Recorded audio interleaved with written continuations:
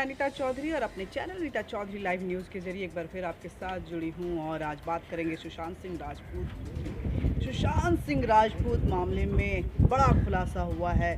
जो drugs angle देखा गया था, जिस चैट से ये चैट जो रिट्रीव की गई थी, उससे जो खुलासे सामने आए थे वो धीरे धीरे सच साबित होता हुआ नज़र आ रहा है। हालांकि रिया चक्रवर्ती लगातार अपने आप को बचा रही थी और अपने भाई शौविक चक्रवर्ती को भी बचा रही थी, लेकिन शौविक और सैमुअल मिरांडा का एक चैट सामने आया है और उसमें दो व्यक्ति और जैद और वासिद, इन दोनों व्यक्तियों का जिक्र सामने आया है, जिससे ड्रग्स डीलिंग की बात हो रही है, जिसके लिए 10,000 रुपये जो हैं वो पेमेंट भी किए गए हैं। उसके एवज में 5 ग्राम ड्रग्स इनको सप्लाई किया गया है और सैमुअल मिरांडा इसमें साफ डीलिंग में उनका हाथ जो है नज़र आ रहा है। यही नहीं, जो नारकोटिक्स डिपार्टमेंट है उनको जब ये डीलिंग हो रही थी तो जैद की लोकेशन और सैमुअल मिरांडा की लोकेशन दोनों एक समय में एक ही जगह पे पाई जाती है।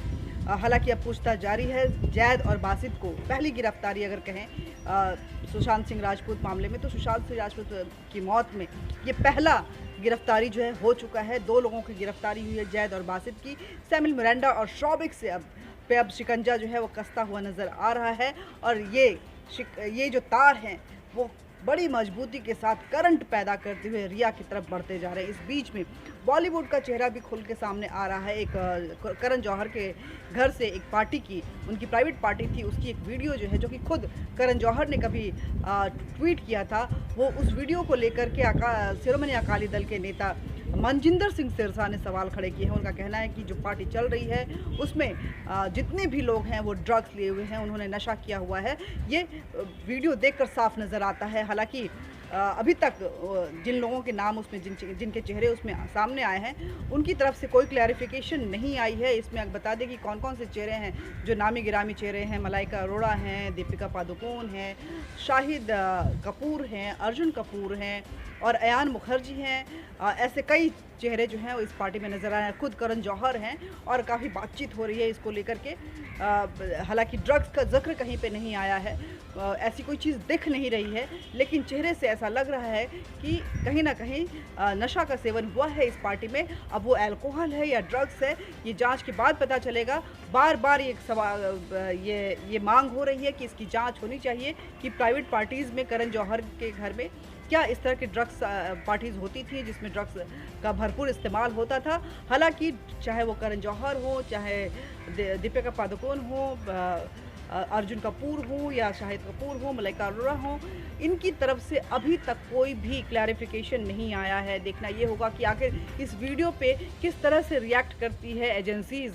लेकिन इस बीच में कंगना रनावत ने ट्वीट करते हुए एक बड़ा सवाल खड़ा किया है। उन्होंने खुलकर पहली बार वो ड्रग्स को लेकर के, जिस तरह से पिछले कुछ दिनों से वो बेबाकी से बोल रही थी कि 99% बॉलीवुड जो है ड्रग्स एडिक्टेड होता है, बड़ी बड़ी पार्टियों में ड्रग्स का इस्तेमाल होता है, ड्रग्स डीलिंग होती है और बहुत ही हाई लेवल पे होती है।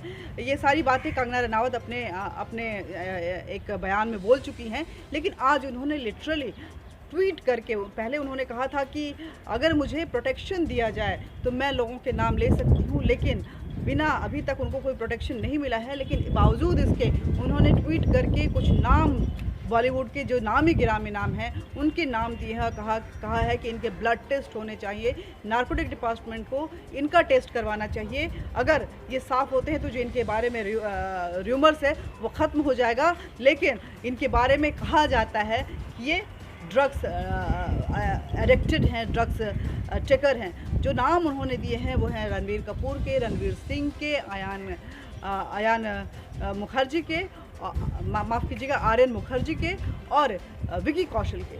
तो ये नाम जिस तरह से सामने आते जा रहे हैं, कहीं ना कहीं जो बॉलीवुड का चेहरा है वो ड्रग्स को लेकर के एक अजीब तरीके से, हालांकि आपको बता दें कि जो बॉलीवुड है वो लोगों के लिए रोल मॉडल होता है। जिस तरह से हीरो पर्दे पे आता है और बुराई के लिए लड़ता है, जिस तरह से डायरेक्टर एक मैसेज देने के लिए एक मूवी बनाता है जिसको देख के लोग इंस्पायर्ड होते हैं, लेकिन ये चेहरा जो खुलता जा रहा है वो कहीं भी इंस्पिरेशनल नहीं लग रहा है। बहुत ही भयावह और काला चेहरा सामने नज़र आ रहा है। आपको बता दें कि जब पंजाब का विधानसभा इलेक्शन होना था तो उस वक्त में कुछ इसी तरह की मूवी आई थी उड़ता पंजाब। उड़ता पंजाब में ये इशू जो है उठाया गया था कि पूरा पंजाब जो है ड्रग्स को लेकर के कोकीन को लेकर के बर्बाद हो चुका है। वहाँ की यूथ जो है वो ख़राब हो चुकी है, वहाँ के रग रग में, वहाँ के ब्लड में कोकीन बस चुका है।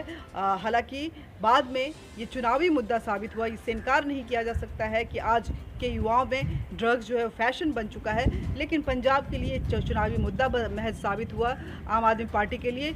और इसके डायरेक्टर जो थे अनुराग कश्यप, जो म्यूज़िक कंपोजर थे विशाल ददलानी, इस मूवी को लेकर के आम आदमी पार्टी के साथ मिलकर इन्होंने काफ़ी प्रमोट किया था। आम आदमी पार्टी इसको सपोर्ट कर रही थी इस मूवी को, और इसी मुद्दे को लेकर के इस मूवी का एग्जाम्पल सेट करते हुए वो उस चुनावी मैदान में उतरी थी। लेकिन वो पंजाब में ये महज चुनावी मुद्दा बन के रह गया, और कहीं ना कहीं ये बॉलीवुड का एक अहम मुद्दा बनता जा रहा है, एक ज़िंदगी से जुड़ा हुआ मुद्दा बनता जा रहा है, जो बॉलीवुड के काले चेहरे को सामने ला रहा है। इस बीच में जो कई लोग जो है महेश भट्ट पे भी सवाल खड़े कर रहे हैं। आपको बता दें कि एक फ़िल्म आई थी जिसमें जिसको कि महेश भट्ट ने के प्रोडक्शन से वो ये फिल्म बनी थी, और उसकी जो हीरोइन है उनका कहना है कि हमारी एक्सीडेंट हमारा हुआ नहीं था, ये पहला फिल्म उनका था, उसके बाद उनका करियर तबाह हो गया था। उनका कहना है कि इस फिल्म के बाद उनका एक्सीडेंट हुआ नहीं था, बल्कि करवाया था, और वो महेश भट्ट ने करवाया था।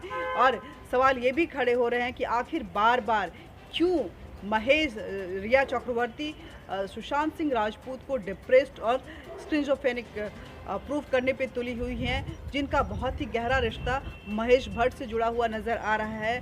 क्या परवीन बॉबी की तरह महेश भट्ट और रिया दोनों मिल के सुशांत को भी ख़त्म करना चाहते थे? क्योंकि महेश, आप अगर जाएंगे, अभी भी गूगल में भी आप ढूंढ सकते हैं, आप याद करेंगे अगर उस एरा से है तो कुछ इसी तरह के शब्द महेश भट्ट ने परवीन बॉबी के लिए भी इस्तेमाल किए थे।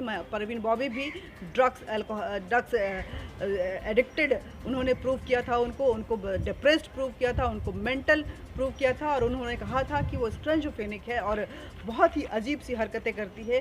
पागलों के साथ कैसे जिया जाता है ये मुझे कोई बता। तब वो महेश भट्ट परवीन बॉबी के साथ लिव इन में रह रहे थे।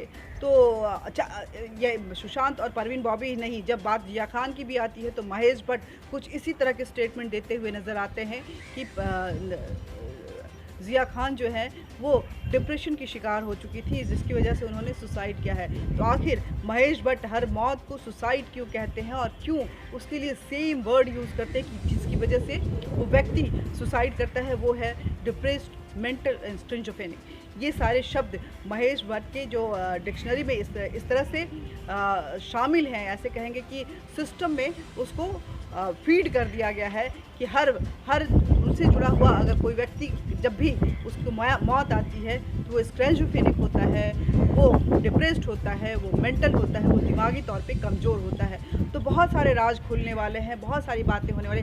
माना ये भी जा रहा है कि जल्द ही श्यामल मिरांडा और शौविक की गिरफ्तारी हो सकती है, और यही नहीं, इससे जुड़े कई और तार खोल सकते हैं और कई अहम गिरफ्तारियां हो सकती हैं। लेकिन अब देखना ये होगा कि जिस तरह से शौविक का चेहरा सामने आया है, श्यामल मिरांडा जो अब तक अपने आप को बचा रहे थे और इस पूरी चीज़ से अपना पल्ला झाड़ रहे थे, वो सीधे तौर पे इस पूरे मामले में फंस चुके हैं। किस तरह से अपना बचाव करते हैं, या जब उनसे पूछताछ के दौरान जब वो उगलते हैं तो और किन किन के नाम आते हैं। तब तक मैं आपसे इसी तरह के मुद्दों के साथ जुड़ती रहूँगी। अभी फ़िलहाल आपसे विदा लेती हूँ, लेकिन आपको अगर हमारा कार्यक्रम पसंद आता है तो आप लाइक बटन दबाएं। साथ ही जुड़े रहने के लिए, इस जुड़ाव को बनाए रखने के लिए, हमारे साथ जुड़े रहने के लिए, हमारे कार्यक्रम को देखते रहने के लिए ज़रूरी है कि आप हमारे चैनल को सब्सक्राइब जरूर करें, साथ ही बेल बटन दबाएँ। अपना विचार साझा करने के लिए कमेंट बॉक्स में कमेंट जरूर करें। आज के